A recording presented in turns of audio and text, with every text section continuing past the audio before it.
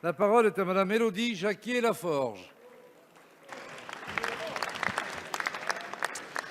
Monsieur le ministre de l'Agriculture et de l'Alimentation, je souhaite vous interpeller de nouveau sur l'avenir de nos forêts. Elles représentent un tiers de la surface de la France et c'est la même chose en Isère, département que vous connaissez bien également.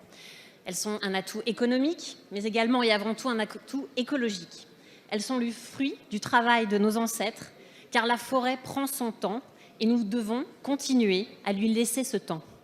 Tout d'abord, un point rapide sur l'aspect économique et son paradoxe. Nous exportons jusqu'à 15% du bois que nous produisons. Nous prélevons ainsi de matières premières que nous importons par la suite. Peut-être pourrez-vous m'éclairer sur ce sujet. J'en viens à l'aspect plus écologique de ma question. Alors que notre planète connaît la 6e extinction de masse de son histoire, dont l'activité humaine est responsable, dont nous sommes tous responsables. Alors que la biodiversité disparaît, les insectes disparaissent, les oiseaux disparaissent, le monde végétal disparaît 500 fois plus vite du fait de l'activité humaine et les arbres sont les premières victimes, représentant 80% des disparitions. À chaque canicule, on étouffe en ville par le béton et l'absence d'arbres et les projets urbains sont toujours aussi peu végétalisés. De nombreuses inquiétudes sont apparues suite à la possibilité de modification du modèle de gestion actuel par l'Office national des forêts, l'ONF. Et au-delà des conséquences économiques que cela pourrait avoir, vous avez les remontées de terrain, les inquiétudes qui ont été données par les personnes. Les enjeux écologiques sont trop importants pour ne pas protéger ces lieux de vie, de survie de la nature.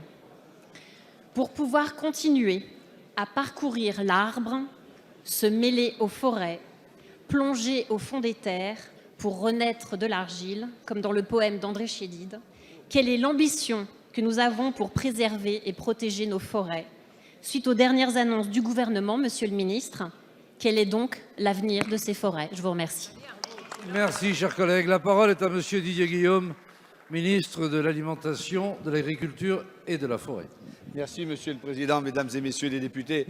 Madame la députée, vous avez raison d'évoquer la richesse que constitue la forêt dans notre pays. Nous sommes un des pays en Europe où la forêt est la plus importante. Pour la lutte contre le réchauffement climatique, c'est un capteur de carbone sans fin. Et la forêt est une richesse et un joyau que nous devons préserver.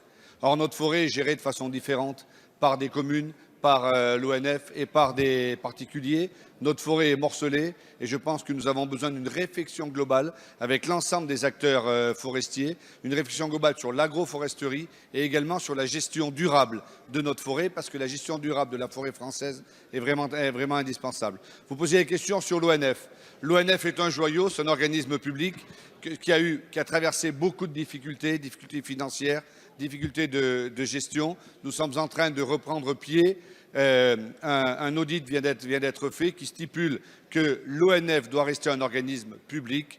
Dans les jours qui viennent, je proposerai au Premier ministre et vos commissions d'ailleurs seront amenées à voter la nomination d'un prochain directeur général de l'Office national des forêts qui aura en charge non seulement de rétablir les finances de l'ONF, de réorganiser la forêt publique française, de mieux travailler avec les communes forestières, puisque nous sommes aujourd'hui dans une sorte de confrontation stérile d'ailleurs dont il faudra sortir, et faire en sorte qu'enfin l'ONF, les communes forestières et les propriétaires privés puissent travailler ensemble pour une gestion durable, moderne de la forêt française.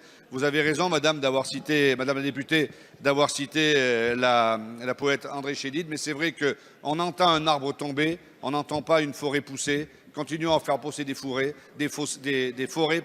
tout cela est très bon pour l'environnement. Merci, Monsieur le ministre.